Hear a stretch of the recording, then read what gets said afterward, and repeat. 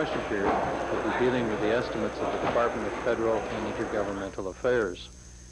This evening at 8 o'clock, when the House reconvenes, it will be in Committee of the Whole, when the members will be dealing with various bills, but starting with Bill number 8, the Individual Rights Protection Amendment Act 1990. If there's time later in the evening, they will move on to second reading of Bills 15, 16, and 18, dealing with workers' compensation, real estate agents licensing, and the Personal Property Security Amendment Act 1990.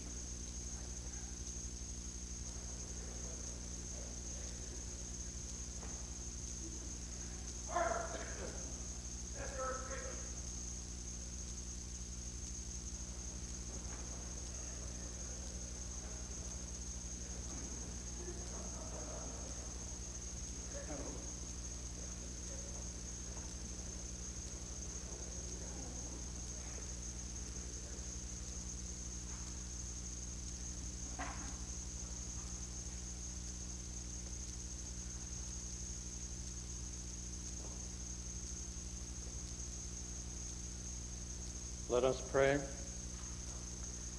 At the beginning of this week, we ask you, Father, to renew and strengthen in us the awareness of our duty and privilege as members of this legislature. We ask you also in your divine providence to bless and protect the Assembly and the province we are elected to serve. Amen.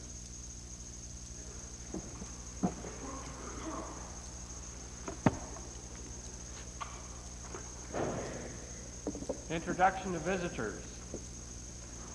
Presenting petitions. Member for Calgary Foothills. Leave to present the following petitions that have been received for private bills.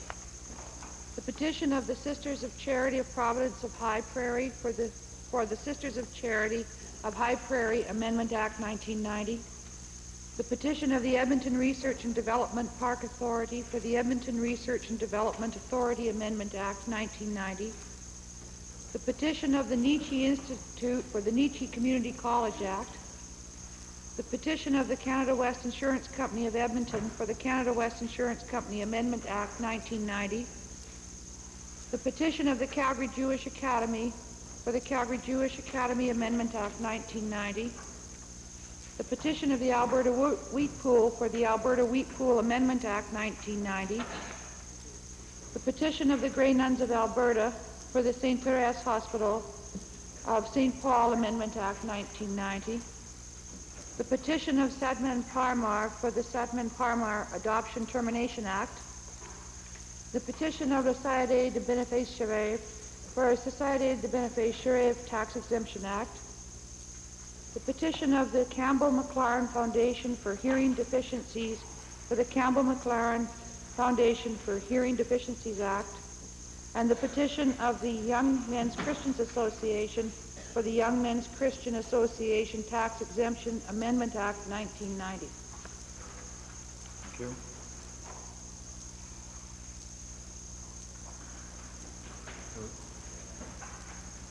Additional. Reading and receiving petitions. Presenting reports by standing and special committees. Notices of motion. Please, member for Bow Valley. Sorry. Mr. Speaker, I'd like to table the report on the Provincial Senior Citizens Advisory Council for Alberta. I have 4 copies.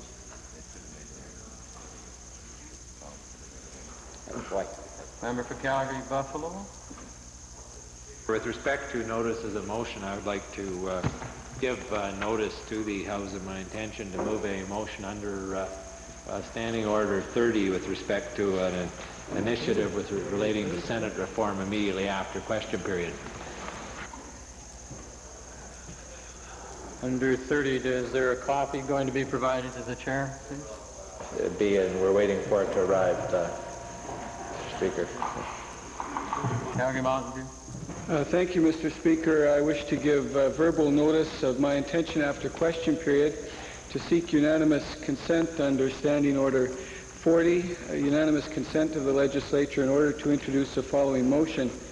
Be it resolved that the Legislative Assembly of Alberta urge the government to express to the federal government its strong disapproval of the use of closure to prevent full and adequate debate of goods and services tax legislation in the House of Commons, and the recommendation of the Assembly that such closure be immediately revoked.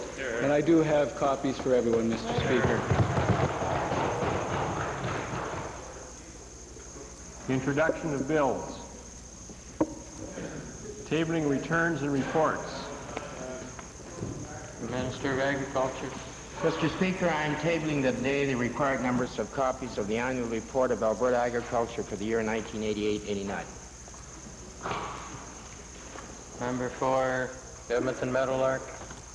Mr. Speaker, I table an excerpt from a promotional brochure on Yako Puri, the company that's been hired to review the ALPAC review. In this document, it's very clear that this company unabashedly bills itself as the largest consulting engineering organization in the world serving the forest-based industries. Member for Calgary Glenmore.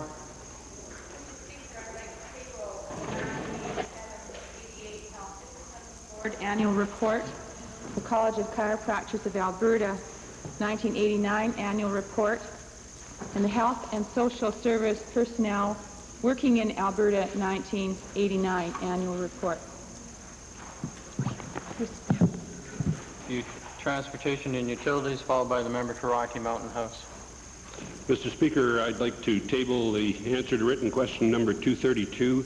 I had provided the answer orally on August the 17th of 1989.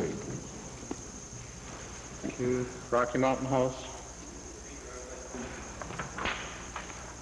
Mr. Speaker, I would like to file with the Assembly some 600 letters containing the signatures of approximately 650 Rocky Mountain House and area residents strongly supporting the Sunpine development and urging the government to get on with issuing the permits.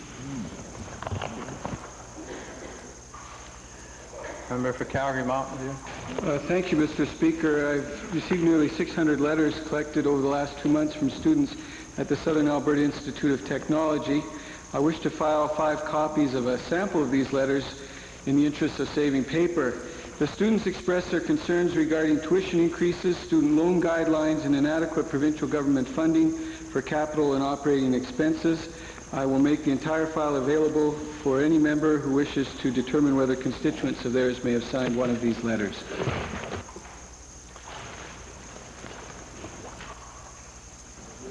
Introduction of special guests. Minister of Agriculture.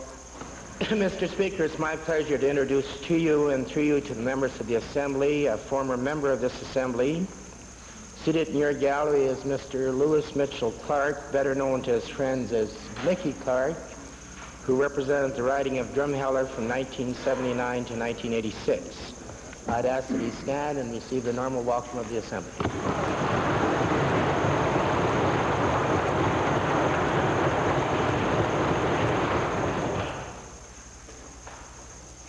Member for Banff Cochrane. Often that I have an opportunity to introduce special guests from my constituency, particularly students, and so I'm very pleased today on behalf of my colleague, the honorable member from Drayton Valley, to introduce some of his students. This is the Riverview Elementary and Junior High School, some 70 members who are seated in the members and the public galleries. I would ask them to rise. Along with them are teachers Dresda DePeron, Joanne Nicholson, Alice Keeler, Alberta Coombs, Doug Johnson, Reva Rowell, parents Phyllis Mozil and Cheryl Wagner, as well as Yoko Nagai, who is on a 9-month internship program from Japan. I'd ask all of the members in the Assembly to join with me in welcoming these young people with the traditional welcome.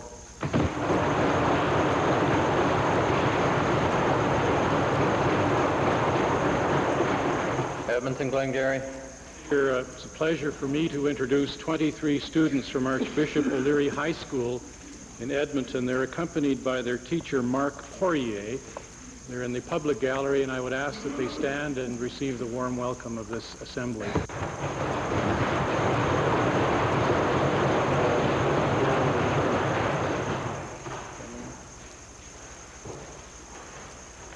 Ministerial statements. Associate Minister of Agriculture. Mr. Speaker, today marks the beginning of National Soil Conservation Week, April 9th to the 15th. Albertans are asked this week to give serious thought to the risks facing one of our most precious and most fragile natural resources, the soil. Each of us depends for our most basic needs of food, shelter, and clothing on a thin layer of topsoil. That soil is threatened by wind and water erosion and a host of other degradation problems. Alberta's farmers, the stewards of our agricultural lands and soil, are committed to responsible resource conservation and management efforts. But they cannot win the battle against soil degradation alone. If we are to protect our soil for the benefit of future generations of Albertans, society as a whole must make a commitment to supporting sound conservation practices.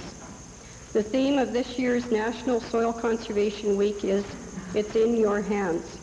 The Honourable Ernie Isley and I wish to remind our fellow members of the Legislative Assembly that soil conservation is, indeed, everyone's problem, and that the solution lies in all our hands.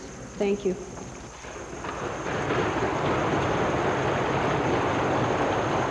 Leader of the Opposition. Mr. Speaker, in rising to reply to the ministerial statement, I certainly agree with the sentiment of this statement, and specifically, Mr. Speaker, where the minister talks about Alberta's farmers, the stewards of our agricultural lands and soil, are committed to responsible resource conservation management efforts, but they cannot win the battle against soil degradation alone. I think that's a very important point, Mr. Speaker, and I say to the ministers, both ministers, that we have to concern ourselves with greater attention to the economics of agriculture.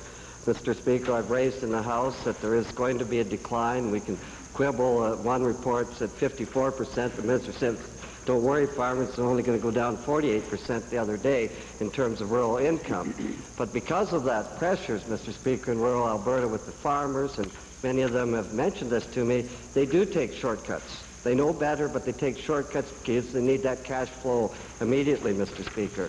And as a result, we have a serious problem. There's other reasons, too. But I would just suggest that I will be looking forward, while agreeing with the sentiments of this, that I'll be looking for policies flowing from this government that will move away from sort of short-term gain. We'll be looking at policies to deal with soil degradation, not only dealing with fertilizers and those sorts of things, but also agriculture economics in the future. Thank you.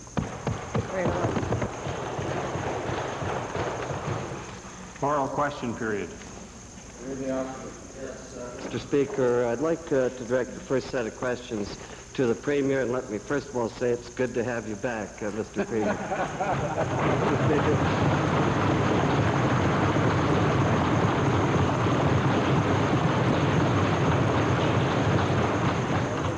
Mr. Speaker, I want to raise a pressing matter, as the Premier is well aware, tomorrow, that the House of Commons is going to vote on the GST. Mr. Speaker, this is third reading of this particular bill.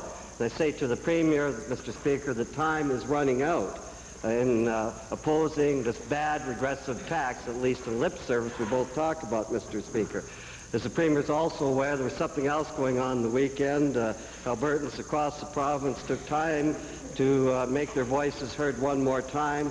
They called the anti-GST hotline. They sent in anti-GST postcards. They filled in ballots in shops and malls. They knocked on doors to get their neighbors out to fight the tax. Now, Mr. Speaker, we on this side of the House are still fighting the tax. Albertans are fighting the tax. There's only one day left, Mr. Speaker. We want this government to start fighting the tax other than lip service. That's right on. Mr. Speaker, and I want to ask the Premier, will the Premier tell us what he's doing as the Premier of this province to stop this tax before it goes to the vote tomorrow? Mr. Speaker, I'll try to respond to the honourable member in a reasoned way. and perhaps the Honorable Provincial Treasurer may wish to augment my comments as well, since he has been working in this area. Speaker, all Canadians know that when the federal government first proposed a goods and services tax, that this government was the first government that raised the alarm, that drew to the attention of all Canadians of the potential damaging impact of that tax. It was this government. Other provinces were not aware of the potential damage. Were not, because they had their own sales tax, they were not taking the time, giving the consideration to the potential damage. The government of Alberta was not alone for long, because we took the time to go to national meetings, to bring together the leaders in Canada, in Alberta, the premiers, and in a very short period of time we were able to pull unanimous support behind the government of Alberta. And we focused dramatically national attention on the goods and services tax, so that all Canadians, not just Albertans, all Canadians were rallying behind the leadership of the government of Alberta. That has caused a tremendous pressure on the federal government. Obviously, the bill has even been changed. They've changed their intentions. They've lowered it. They've changed other things they're going to do. Now, it is a fact that there is a government in Canada and there's a parliament in Canada that I respect, and they will move through their processes. I mean, we have not gone to anarchy. We have a system of government we've inherited from other countries, but it's their operating. But let it be clear in everybody's mind that there has been one strong leader from the very beginning in leading the battle against the goods and services tax, and that is the government of Alberta. Didn't do anything. Mr. Speaker, the Premier can give us all the hot air he wants in here. They can pound their desks all they like, but they're going to vote on it in third reading tomorrow, Mr. Speaker. That's how successful we've been.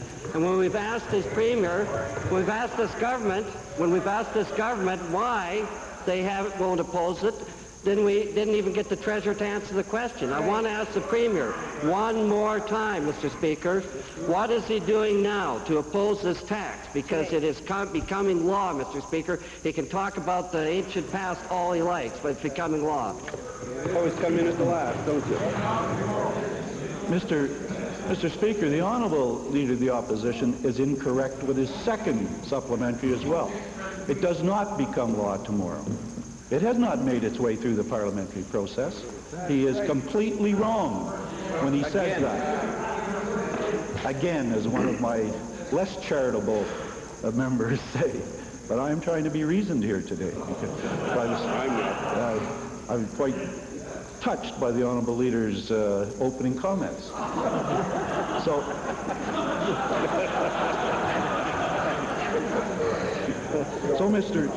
Mr. Speaker, want him to know that we are leading the fight. It is true that in the course of time, a government can continue through the various avenues open to it in our House of Commons and Parliament, and that will proceed. But it won't be without everybody knowing that the government of Alberta is doing everything possible, including considering legal methods to prevent the goods and sales tax being imposed on the people of Alberta. Well, Mr. Speaker, Premier and I agree on one thing. He is touched. There's no doubt about it, Mr. Speaker. But my question to the Premier, again, third reading, then it goes to the Senate. We agree with that, Mr. Speaker. What I'm trying to get from this government is what are they going to do about it to oppose it? He now says he's going to oppose it legally, Mr. Speaker. And that seems to me, well, you suggested it. Now are you backing off? Will he explain then what he meant when he said that they're looking at opposing it legally, Mr. Speaker? Well, Mr. Speaker, I've mentioned it before, and throughout Alberta, that as well as government bringing the focus of national attention on this legislation, we have also waited to see how it would finally come out of the House of Commons, and I've been telling people this, that we will look to make sure that it can be legally imposed on our province. There's nothing new about that. We would do that with legislation that we dislike. We always will. And that goes on within government advisors and task force. Second main question, Leader of the Opposition. Speaker, it's clear that the government has given up and forsaken Albertans for their federal president. Hear, hear. But I'd like to ask some other questions of the Premier, Mr. Speaker, now that we're both touched and happy about everything, Mr. Speaker. Now, Mr. Speaker, on Friday, the Minister of the Environment announced that the government will pay some $300,000 to $400,000 to a Finland-based engineering firm, Jaakko Pori, to review the review of the LPAC proposal. Mr. Speaker, the government had to go a long way to find a company that would carry out the hatchet job on this excellent report, Mr. Speaker. And before the Premier gives us his world-class speech, let me remind him that the review panel heard from many world-class scientists before they wrote this report. $300,000 to $400,000 of taxpayers' money, waste and mismanagement, Mr. Speaker. That's right. $300,000 and $400,000 may not be a lot to this government, but the taxpayers think it's a lot of money. That's right. My question to the Premier is this: how does the Premier justify spending between $300,000 and $400,000 tax dollars to trash an excellent report done by the LPAC review? Well, Mr. Speaker, I find that an unbelievable comment by the Leader of the Opposition. If he wants to talk about wasting hundreds of thousands of dollars, he should take a look at the order paper at some of the foolish motions for return that the opposition is putting there and costing taxpayers dollars.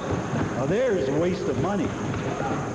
Mr. Speaker, when the government received the LPAC Review Board report, we said that we were releasing the report, we were accepting the report's specific recommendation that the LPAC project not proceed as presently planned, and we said that we would start a comprehensive review of its recommendations right away throughout the government, and in addition, an independent assessment of the scientific data in the board will be launched, and we will use recognized world experts to do that. That's not trashing the report. What kind of nonsense to use a term like that? What we are doing is going through a reasoned assessment that the people of Alberta would want you to do. And we're doing it, Mr. Speaker, with the best advisors we can. We're going to do it not on an emotional basis. We're going to do it on a calm, stable, reasoned basis. That's what the people of Alberta want us to do. Hear, hear. Mr. Speaker, the people at the Progressive Conservative Convention may believe that, but Albertans don't. He won't get away with that. Mr. Speaker, my question to the Premier. You went through an open process. More than 5,000 Albertans attended public hearings, 750 presentations. Now, this particular hatchet job done by this company will take 40 days and be done behind closed doors, Mr. Speaker. And I want to ask the Premier this. Why does the Premier think a closed-door, quick and dirty study is more acceptable to him than a thorough public investigation that was done by the LPAC review panel? Well, Mr. Speaker, the Honourable Leader of the Opposition, give him credit for having some abilities, but he isn't a scientific expert. I mean, where does he get his advice? Obviously, if you can get world-class scientific experts to assess the document, that's helping. That's not hurting. That's helping lead to the right decisions. And that's what we have a responsibility to do. We said we were going to do it, and we're doing it. And I think my feeling from the people of Alberta is they want these matters having to do with the environment not to be handled on an emotional basis, not to be handled jumping one way or another, saying it's this or that. but it's saying let's have a balanced assessment, and then let's make a balanced judgment. That's what we are doing. And Mr. Speaker, for the honourable leader to somehow make it seem that this report that we've received from a fine group of people who I thanked and congratulated for the work they have done, because that kind of a process has never been done before. But having received a report, surely we have a responsibility to assess it. Surely that's what people would want us to do. As I pointed out in the House earlier, we assess without accepting blindly the Auditor General's report. We assess the Ombudsman's report. We assess the Premier's Commission on Future Health Care for Albertans report. We assess the Brassard report. Mind you, he's got an extra little in with us, but still, we assess these reports. So, Mr. Speaker, it's what a government should do, and it's what we are doing, and that's the way the people want us to do it. Mr. Speaker, let's look at this balanced assessment that the Premier is talking about. I notice I have a report in front of me, Mr. Speaker, from 1983, and this particular firm, the same firm that you're looking for a balanced assessment, Yakupori, they recommended in 1983 that the government proceed with Bleachcraft pulp mills in the Athabasca area in 1983. Now, Mr. Speaker, how possibly can this Premier say that this company is objective in assessing proposals that they've already advocated in 1983? What kind of a balanced proposal is that, Mr. Speaker? I take it, Mr. Speaker, the Honourable Leader of the Opposition would want somebody who knew nothing about the subject. That's an NDP. That's, I guess, the way the NDP might do it. Surely, Mr. Speaker, when you get world-class independent assessment, you get world-class experts, and that is what we have. Perhaps we could become world-class if we made a little less noise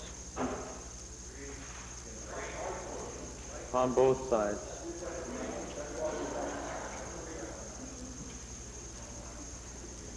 Edmonton, Glengarry.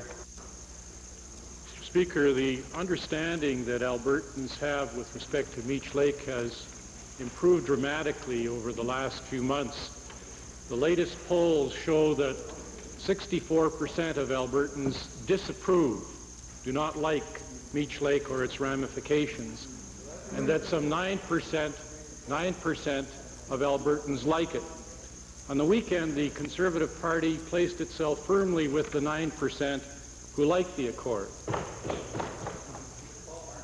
And Mr. Speaker, the Premier spoke glowingly of the love of Canada that he has and that Albertans have. Well, emotion is fine, and at times it's needed, but it seems to me that we need more than emotion at this time. We need some hard details on strategy. My first question is to the Deputy Premier. Given that in the Meech Lake negotiations, Alberta has given more than it has received, what hard evidence, Mr. Deputy Premier, Mr. Speaker, can this House be given that indicates that the Western Task Force has dealt with this and will come forward with a meaningful strategy with respect to Senate reform? Mr. Speaker, the Honourable Leader of the Liberal Party has taken a firm position against Meech Lake. And of course, he has indicated his interest in public opinion polls. And we don't govern by polls in this province. He might want to confer with Paul Martin, who he allegedly supports for the Liberal leadership. But we'll see how long he maintains his support for that particular candidate in view of his past action of walking around convention floors and ending up on the right side of the issue.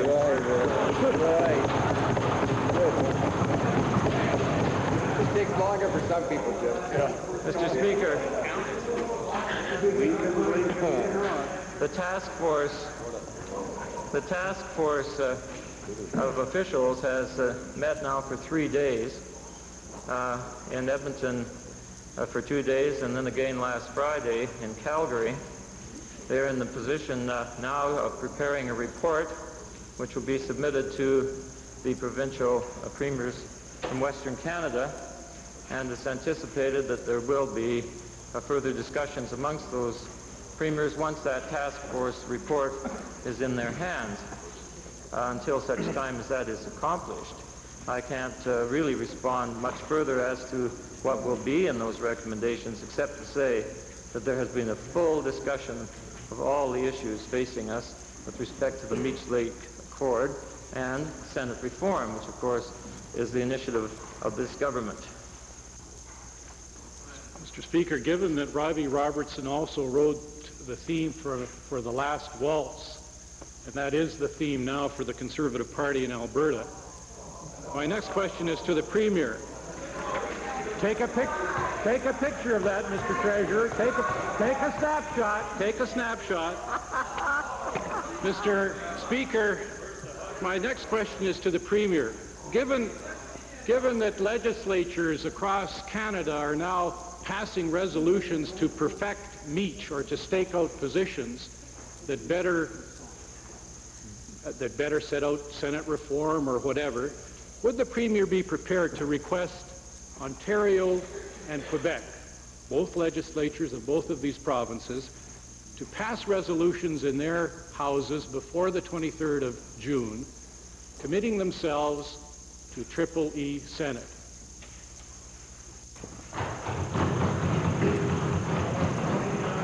Mr.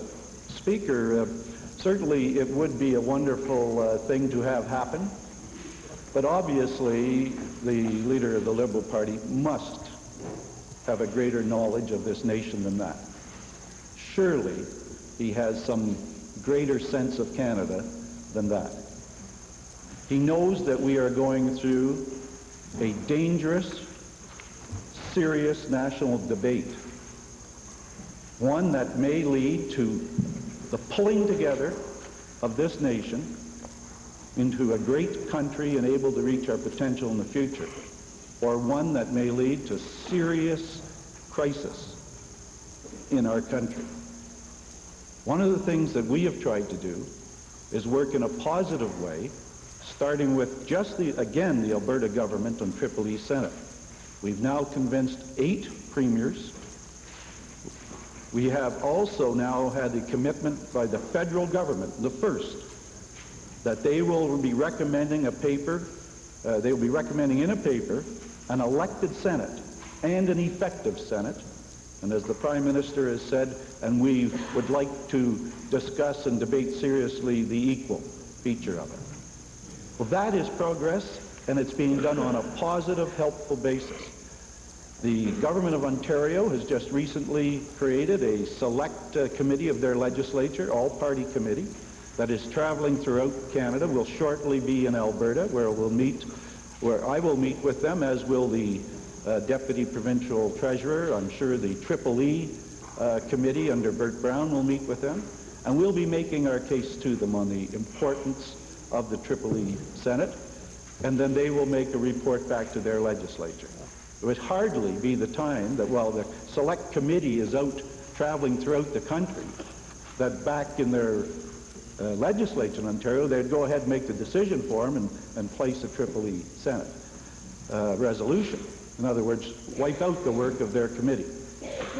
Speaker, as far as the province of Quebec, I've told this legislation, I'll repeat it again, no Premier of Quebec is going to be able to go into his legislature and say, I want you to rescind the Meech Lake Accord, and I want you now to agree to a weaker one from the province of Quebec's point of view. I think that will not happen. It certainly will not happen during the period of time that we are carrying on constitutional discussions. And therefore, what we have to do is try and work in a positive way to bring Quebec into the constitutional family, to make sure that we have a unified country, to make sure, too, that the provinces continue to be strong and equal, so that we can never be treated as we were during the 1980s under a Liberal government. And also, Mr. Speaker, to make sure we move strongly to meaningful Senate reform. Now that is what our government is attempting to do and will continue to do, because in the long run, Mr. Speaker, we are not prepared to give up on this country. We're going to fight for it.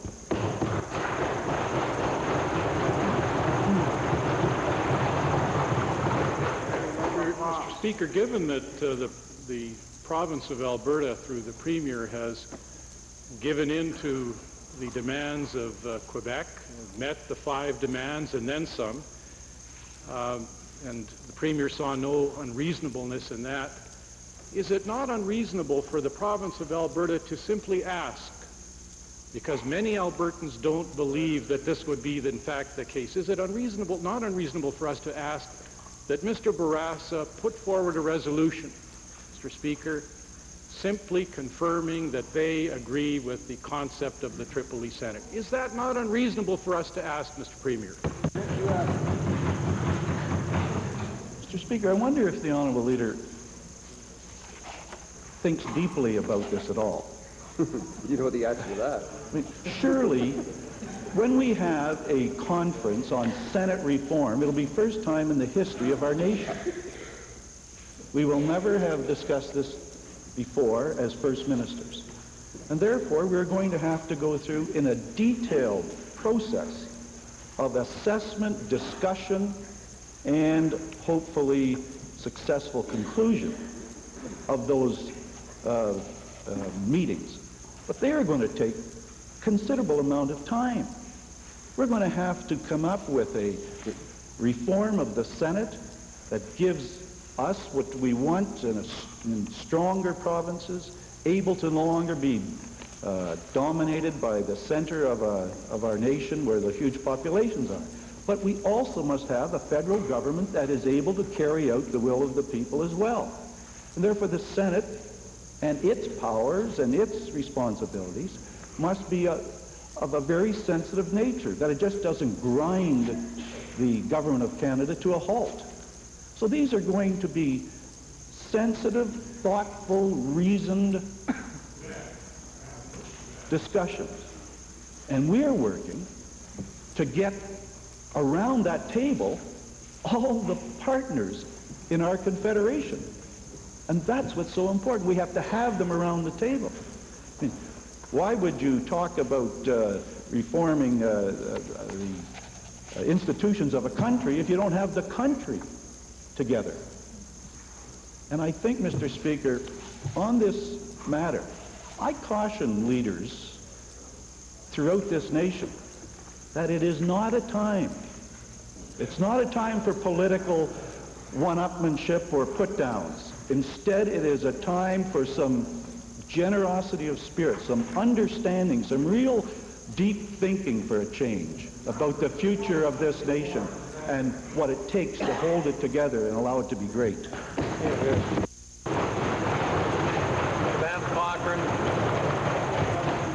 Thank you, Mr. Speaker. I'd like to continue the questioning on the issue of Meech Lake. June 23rd is fast approaching, and every day it seems less and less likely that we're going to be able to reach a consensus on Meech Lake by that date. In light of notwithstanding the fact that the provincial First Minister's Task Force has been meeting, and today in Ottawa we had the first day of the public hearings on the Meech Lake Accord with the plea of Premier McKenna for a parallel accord to deal with Native issues, women's issues, and the concerns of the people in the North. My question is to the Premier, Mr. Speaker.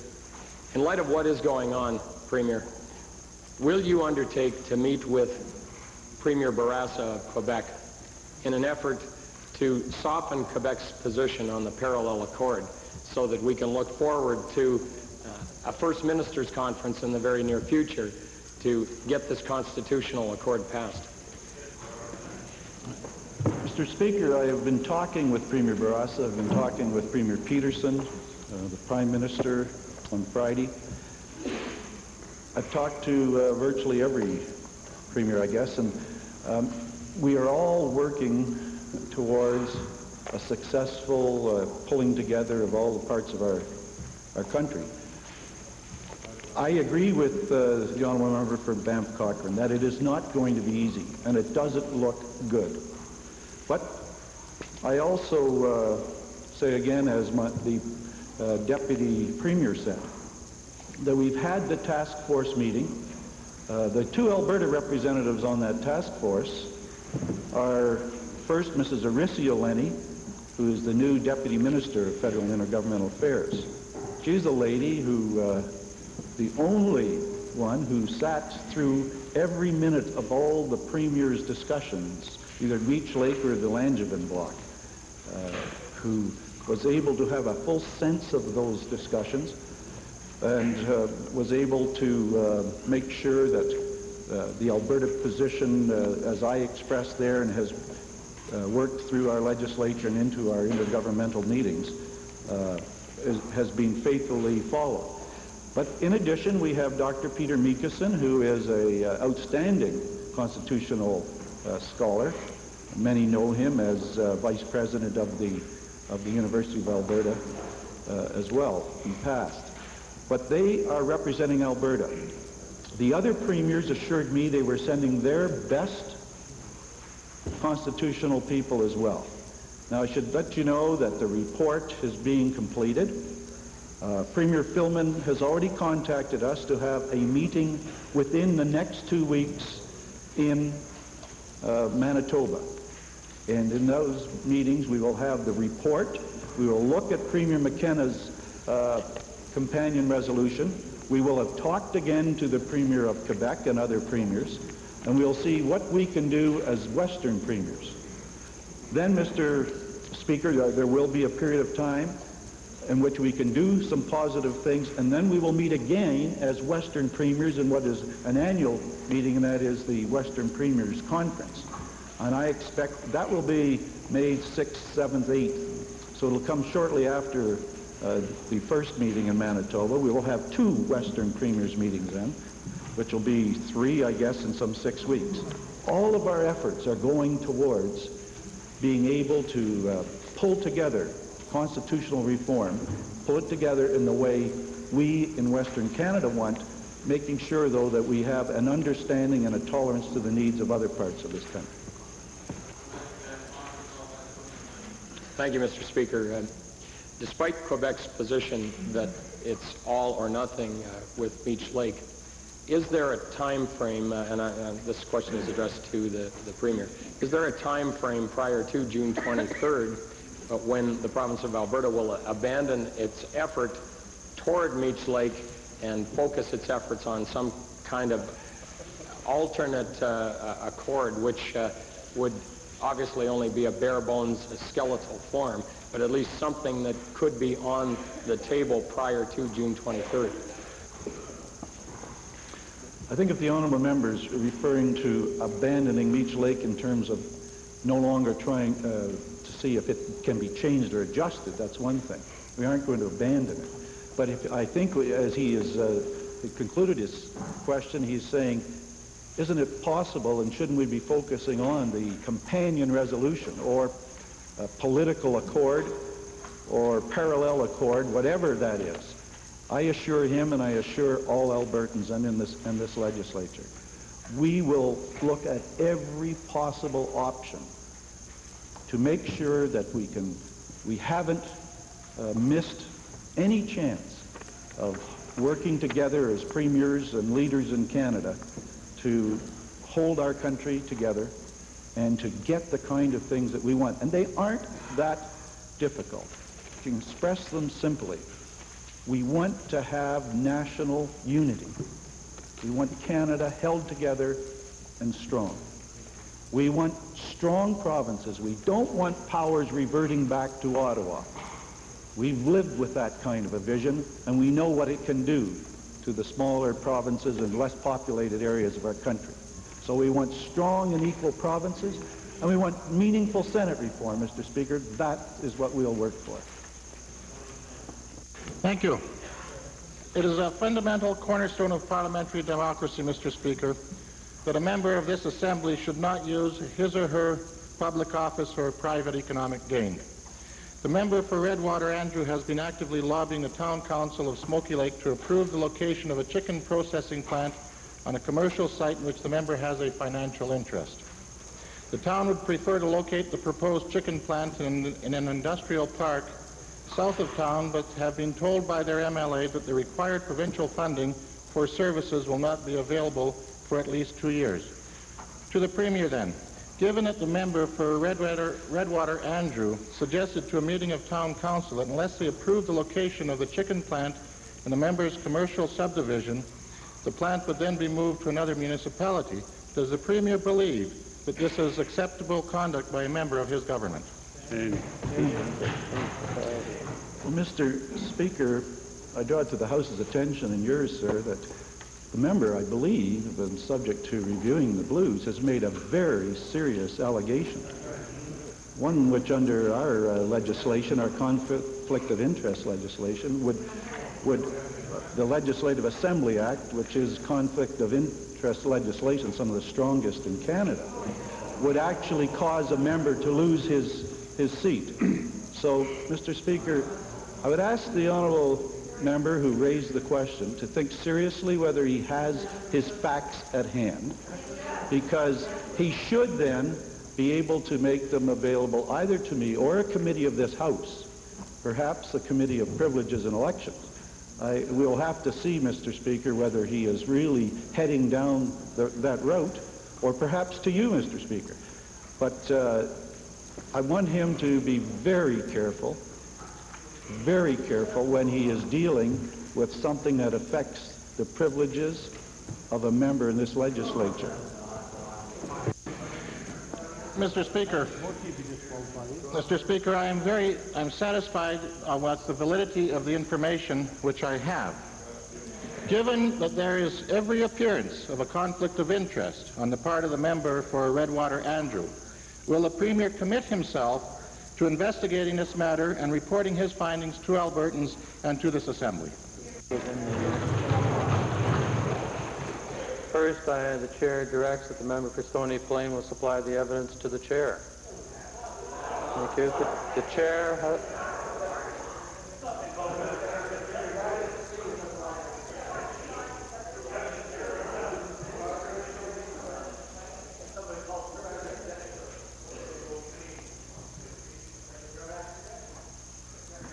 Standing Order 23H, subsection 1, Beauchesne 409, subsection 7, Beauchesne 411.5. Perhaps honourable member will indeed be able to substantiate certain allegations. Premier, if you wish, on the supplementary.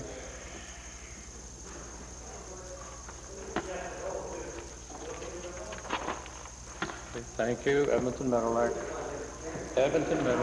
Thank you, Mr. Speaker. Mr. Speaker, Yako Puri, the company which has been hired to review the ALPAC review, describes itself as serving the forest-based industries and as having done 250 engineering projects representing total output of 25 million tons per year of pulp, paper, and wood products. Quite the boast for a firm that has been hired to do, and I use this term loosely, an objective assessment of ALPAC-related environmental data.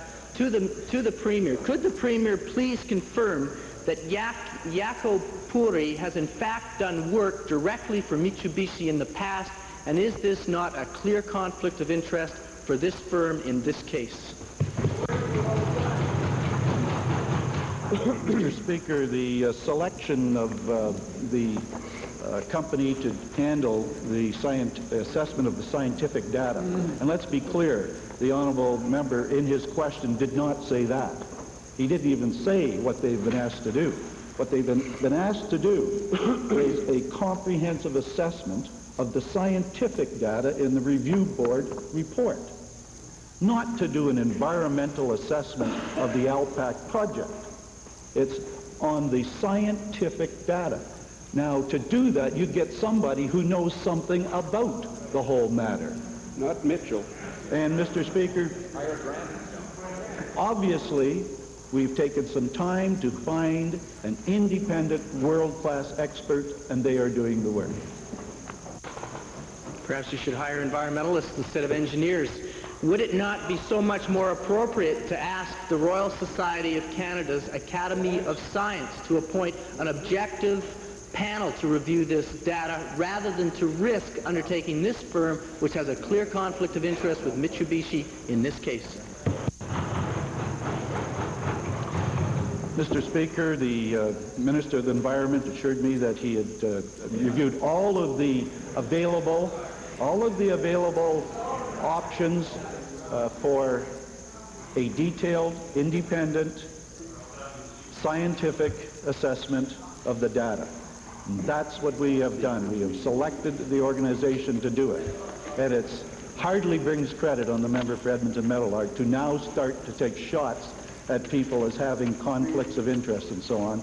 Surely he can accept that you can have organizations and companies who can do independent assessments for a variety of organizations in any business without being on one side or another. Three Hills. Mr. Speaker, I think it would come as no surprise to the people of northern Alberta, who are particularly fortunate to have a forest resource around them, to know that there are a great many people in southern Alberta, in my constituency and other places, who are concerned about various reports that they hear about the forestry proposals. And I think everybody knows on the weekend that there have been a number of reports that came out of a political convention that spoke about a number of those projects. And my question is to the Premier. The reports I think some of us are concerned about out of that convention, and is the Premier in a position to comment on whether or not any of the directions that were discussed on the weekend have had an impact on the government's thinking with respect to the projects at this time? Mr. Speaker, there was a very effective debate being carried on the whole area of environmental matters in southern Alberta over this past weekend. I must say, Mr. Speaker, if there's one thing that makes me very, very proud, it's to be able to see people from all over this province, from every part of the province, from all kinds of different backgrounds, come and in such a earnest and sincere way express their views about their love for the land and their love for our forests and mountains and love for the environment in this province. At the same time, Mr. Speaker, make sure that their government and our party deal with these matters in a way that is sound and reasoned and with judgment. And that debate went on, and it has led us to believe that the way we are proceeding in Alberta is the right way. Tough, strong environmental laws being strengthened again in this year's Legislative Assembly. A new Natural Resources Conservation Board being approved, hopefully, in this Assembly. And to see Albertans coming together, expressing their concern, and yet wanting balanced assessment, gives me a good feeling, Mr. Speaker, that we're going the right way in this province.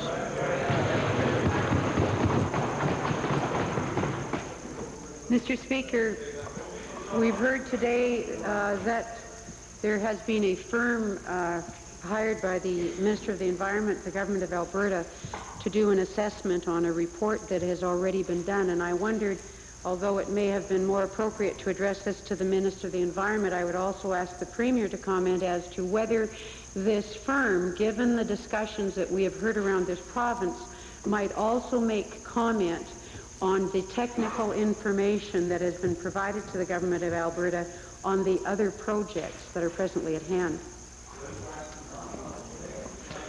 Mr. Speaker, I'd certainly be happy to discuss the matter with our Minister of Environment and our Minister of Forestry, Lands and Wildlife.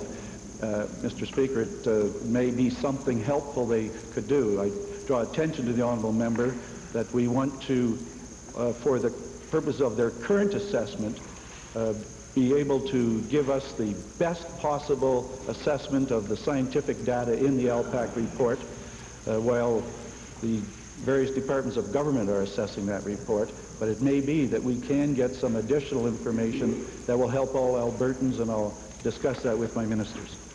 Edmonton Kingsley. Thank you, Mr. Speaker. To the Premier, as far back as 1986, when negotiating the free trade deal, the federal government made it very clear that tax reform was an essential adjunct to the signing of an agreement. In fact, both Mr. Mulrooney and Mr. Wilson indicated right from the start that the MST would have to be replaced by a consumer tax similar to the GST. And this government knew that. Is the reason that this government has been not only hypocritical but very ineffectual in fighting the GST because all along they knew that the GST is an unavoidable consequence of free trade?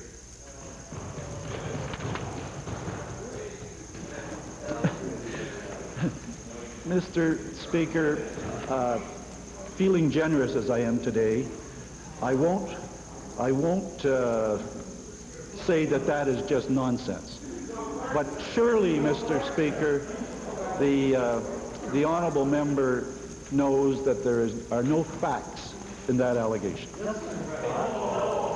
We're told day after day that the MST made our exports uncompetitive in the American market and therefore had to be replaced by a GST. This government had money to support the Tory MPs that are now trying to push the GST on us because he wanted a free trade deal back in 1988 election.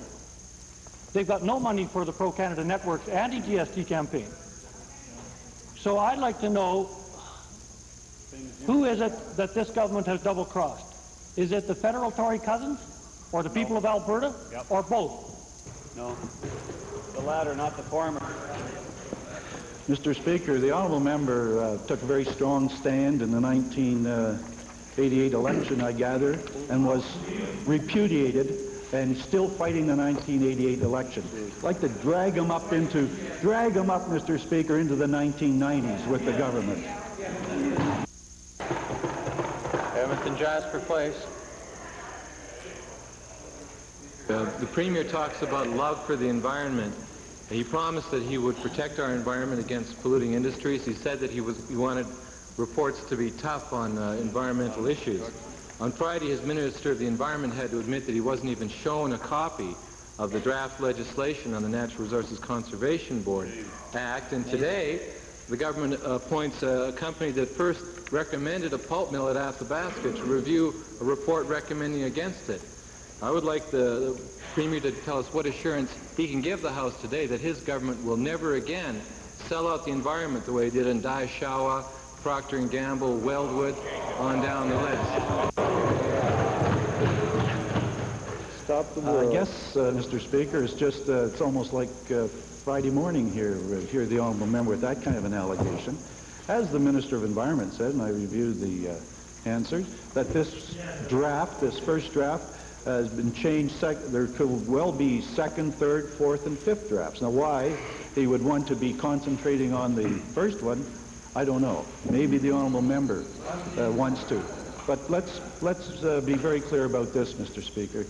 The government of Alberta and the people of Alberta have established this, as we said in our throne speech, as the most beautiful, environmentally sensitive, and strong province in Canada.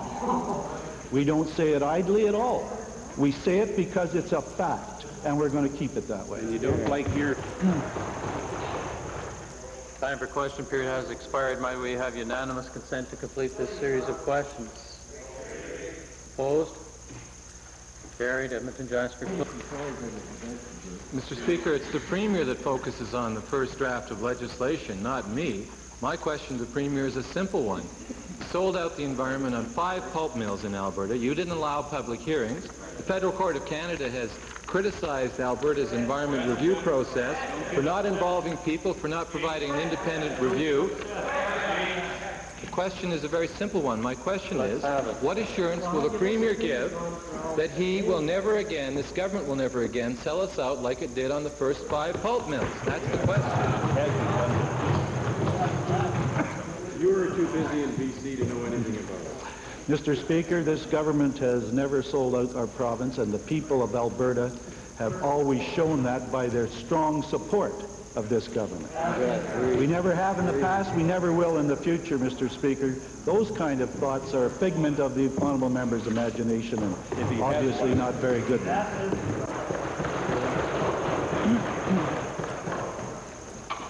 Before we deal with a point of order and two requests under Standing Order 40, might we have unanimous consent to revert to the introduction of special guests? Opposed? Carried. Thank you. Edmonton Belmont. Speaker, and thank you to the honourable members of the Assembly. It's a pleasure today to introduce to you and to all members of the Assembly 17 very special guests from the McClure United Church, which is situated in the heart of Edmonton Belmont. They're here with their president, Mrs. Doris Taylor, and their secretary-treasurer, Mrs. Olia Music. They're seated in the public gallery. I'd ask that they rise and receive the warm and traditional welcome of the Assembly.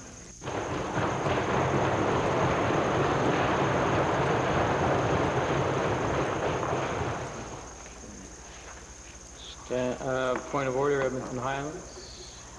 Mr. Speaker, in reference to questions asked by the member for Stony Plain and your request for information or evidence to be cited, in the first instance, I believe the member did not quote any document at all, but in the second instance, even if he had, I believe that those who are not members of Executive Council are exempt from the document cited rule under the Beauchesne citation 495 sub 6. I also did look at the references that you made, and I believe the case could not be made that there was any violation of 409 sub 10, as the member in question, that is member for Redwater Andrew, is not a member of Executive Council. Thank you. There are 2 points to bear in mind here. Number one, again, as agreed by House leaders prior to the Assembly being open, that the honourable members were going to indeed stand up and fight their own battles. Secondly, however, though, the chair was giving direction to the member for Stony Plain that perhaps the member would like to share information with the chair. The chair was really bringing the member to order with respect to our own standing orders. The member shall be called to order by Mr. Speaker if that member makes allegations against another member, and that's clearly what was happening. Imputes false or unavowed motives to another member, and that perhaps was what happened. And then again with the references in terms of Beauchesne. The right one here. 409 subsection 7 comes into place here. In terms of calling order, question must adhere to the proprieties of the House in terms of inferences, imputing motives, or casting aspersions upon persons within the House or out of the House. And again, 411 subsection 5, the same reference needs to be read here. Some further limitations seem to be generally understood. A question may not reflect on the character or conduct of, here we go, the Speaker or other occupants of the chair, members of either House of Parliament and members of the judiciary. The member for Redwater Andrew is indeed a member of this House, and so the chair intervened in terms of bringing it to order. Standing Order 40 request, Calgary Buffalo. Thank you, Mr. Speaker. I'm standing under Standing Order 40 to propose the following motion to the Assembly. Be it resolved that the Legislative Assembly support an amendment to the Constitution of Canada to reform the Senate of Canada upon the terms proposed by Premier Clyde Wells of Newfoundland as set out in Appendix A hereto, to provide, amongst other matters, for 1, the election of 6 senators from each province for a term of 6 years, 2, equal legislative power with the House of Commons. In the House, please. We're having difficulty hearing. 2, equal legislative power with the House of Commons with the exception of the power to appropriate money and impose taxation. 3, a reconciliation committee consisting of 10 members from each of the House of Commons and Senate to reconcile differences. 4, the power to veto major appointments to defined Crown corporations, boards, or commissions. and other details are set out in the appendix to the motion. Now, I will restrict my comments, of course, under Standing Order 40 to the urgent and pressing nature of dealing with this motion at the present time, Mr. Speaker, and the motion is brought in the context of the Progressive Conservative Party convention motions this past weekend in support of Meech Lake, which are, of course, in contrast to the motions at the Alberta Liberal Party convention opposing Meech Lake and the long-standing position of this of the Alberta Liberal Party caucus in opposition to this. Answering your pants, Jim? It's clear, Mr. Speaker, that this government is very clearly committed to the Meech Lake Accord, notwithstanding its many flaws, particularly relating to the absence of guarantees for Senate reform, which render it almost impossible through the requirement of unanimity, as well as having very foolishly given up our bargaining chips in advance for a mere promise to talk. Now, it's clear, Mr. Speaker, that if the Meech Lake Accord passes, we can kiss goodbye to Senate reform. Now, the Meech Lake Accord is, at this stage, in fact, in some trouble, but negotiations are in process in an attempt to save it. Now, it's very important to note that none of the new proposals involve advancements with respect to the cause of Senate reform. The current discussions do not deal with that. Now, the Premier tells us that he has confidence in the future negotiations with other provinces on this matter, but that is, Mr. Speaker, not good enough. We need some commitments. We need some commitments. That's right. We're all right, Mr. Minister. We need some commitments which are totally absent. Now, the fact of that absence speaks volumes. Now, it's important, accordingly, that this government take some initiatives, Mr. Speaker, to at the very least tie down other provinces, particularly Quebec and Ontario. There's no sign that Quebec has any intention of moving towards Senate reform. So we need a commitment. And in order to get some commitment from these provinces, we need more than a general statement with respect to Triple E. Listen, Mr. Speaker, they're not listening. I'm directing my mind to this question of urgency. They follow an argument. The chair is listening, and the chair is now watching the clock. It's up to about 4 minutes that the member's been speaking.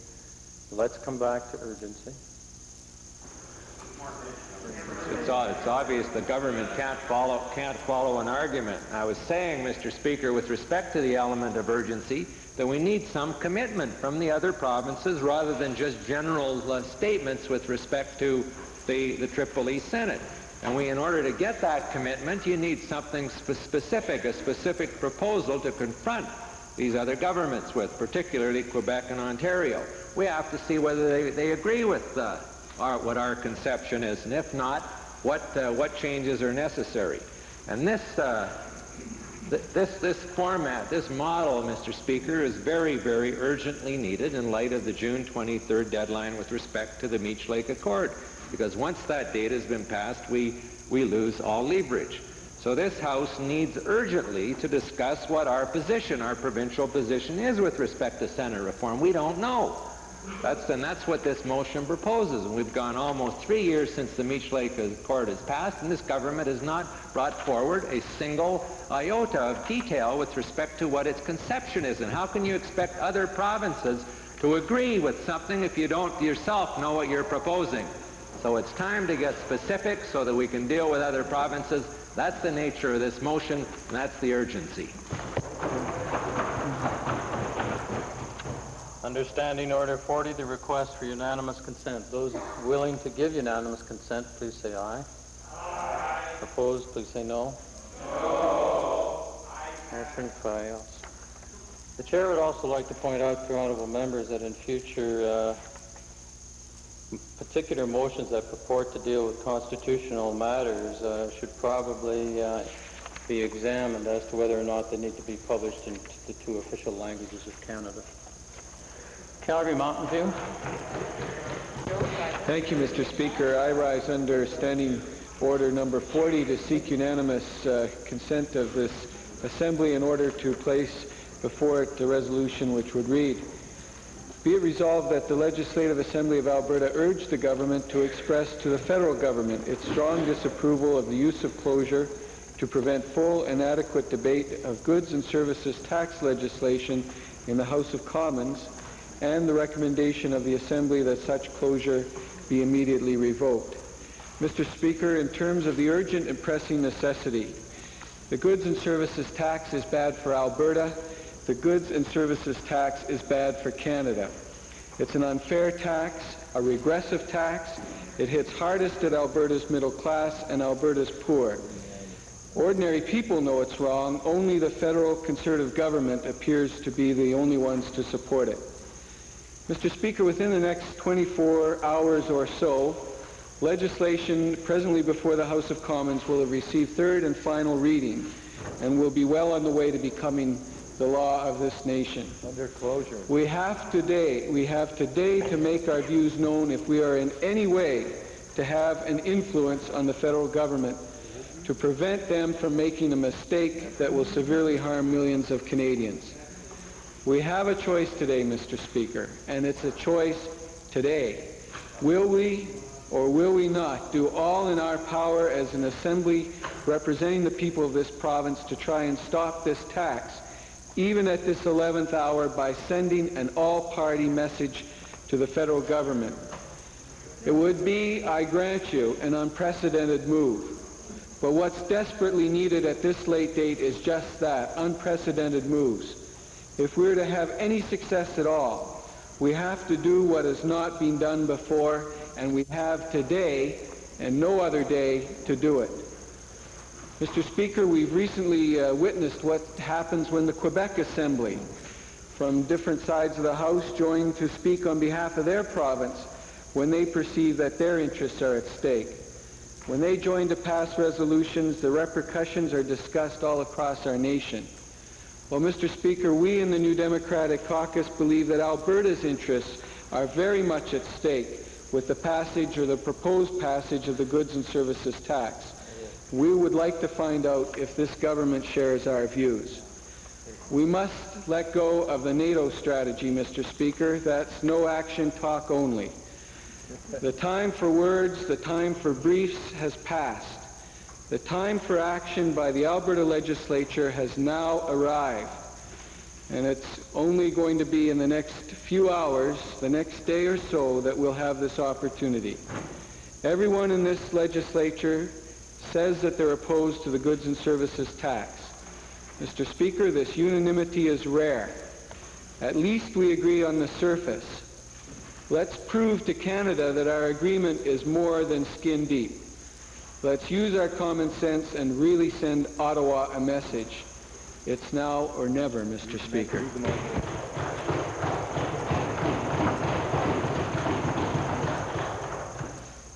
The Honourable Member for Calgary Mountain View, invoking Provision Standing Order 40, makes the request for unanimous consent to proceed.